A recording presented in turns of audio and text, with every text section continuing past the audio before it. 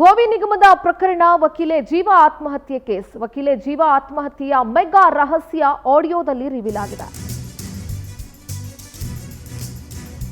ರಾಜ್ಯಾದ್ಯಂತ ಸದ್ದು ಮಾಡಿದಂತಹ ವಕೀಲೆ ಜೀವ ಆತ್ಮಹತ್ಯೆಯ ಮೆಗಾ ರಹಸ್ಯ ಆಡಿಯೋದಲ್ಲಿ ರಿವೀಲ್ ಆಗಿದೆ.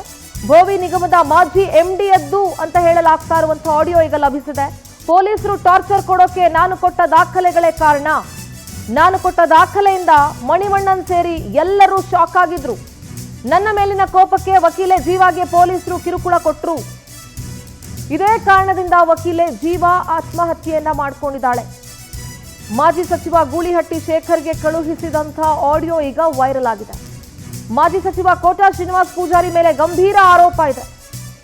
ಈ ಹಿಂದೆ ಸಮಾಜ ಕಲ್ಯಾಣ ಸಚಿವರಾಗಿದ್ದರು ಕೋಟಾ ಶ್ರೀನಿವಾಸ್ ಪೂಜಾರಿ ಅವರು.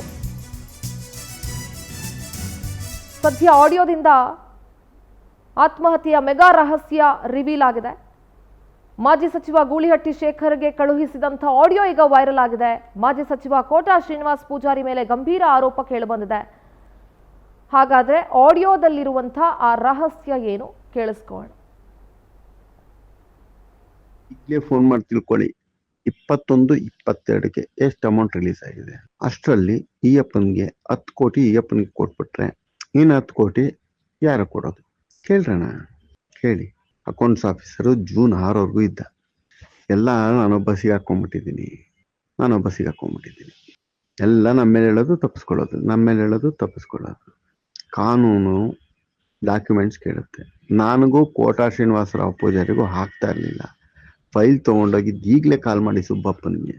ಯಾಕೆ ತೊಗೊಂಡೋದು? ಉದಯ್ ಕುಮಾರ್ ಶೆಟ್ಟಿ, ನನ್ನ ಮಗನೇ ಈ ಫೈಲ್ ನನಗೆ ಸಿಕ್ಕೈತೆ, ನೀನು ಹೆಂಗೋ ಕೊಟ್ಟೆ ಅಂತ ಈಗ ಕಾಲ್ ಮಾಡಿ ಕೇಳಿ. ಎಲ್ಲೇ ತಿಟ್ಟಿದ್ದೀರಾ ಅಂತ ಕೇಳಿ ಅವನ್ನ. ಉದಯ್ ಕುಮಾರ್ ಶೆಟ್ಟಿ, ಸುಬ್ಬಪ್ಪ. ಸುಮ್ಮನೆ ಕೊಡಲ್ಲ ಸುಬ್ಬಪ್ಪನ ಮೇಲೆ ಕಂಪ್ಲೇಂಟು. ಹರಿಪ್ರಸಾದ್ಗೂ ಗೊತ್ತು ಆ ಫೈಲು. ಸುಬ್ಬಪ್ಪ ತೊಗೊಂಡೋಗಿ ಯಾರು ಕೊಟ್ಟ ಅಂತನೂ ಗೊತ್ತು. 10 ಕೋಟಿದು ಚೆಕ್ ಬರೆದ್ರು ಸುಬ್ಬಪ್ಪ. ಮೇಡಮ್ ಎಸ್ ಬ್ಯಾಂಕಲ್ಲಿ ನನ್ನ ಜಾಯಿಂಟ್ ಸೈನೇ ಇಲ್ಲ. ಜಾಯಿಂಟ್ ಸಿಗ್ನೇಚರ್ ಎಲ್ಲ ಒಬ್ಬ GMದು. ಎನ್ಕ್ವೈರಿ ಮಾಡಿ ಇದನ್ನ. ಕೋಟಾ ಶ್ರೀನಿವಾಸರಾವ್ ಪೂಜಾರಿನ ಬಿಡಬೇಡಿ. ಅವನೇನೋ ದೊಡ್ಡದಾಗ ಅಲ್ಲಿ ಇಲ್ಲಿ ಏನು ನಾನು ಪ್ರತಿಮೆ ಅಂತಿದ್ದೆ. ಮತ್ತೆ ಈ ಸಿಗ್ನೇಚರ್ ಏನು? ಜರ ಹಾಕ್ಸಿದ್ರು ಫೊರೆನ್ಸಿಕ್ ಕಳಿಸ್ಬೋದು. ಯಾರಪ್ಪನ ಮನೆ ದುಡ್ಡಲ್ಲ 10 ಕೋಟಿ.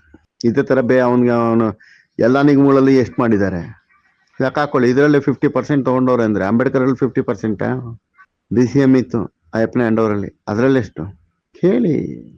ನಾವಂತೂ ಕೇಳೋ ಶಕ್ತಿ ಇಲ್ಲ. ನಾವು ಸಾಮಾನ್ಯರು. ನೀವು ಹೋರಾಟಗಾರರು, ಜೊತೆಗೆ ಮಾಜಿ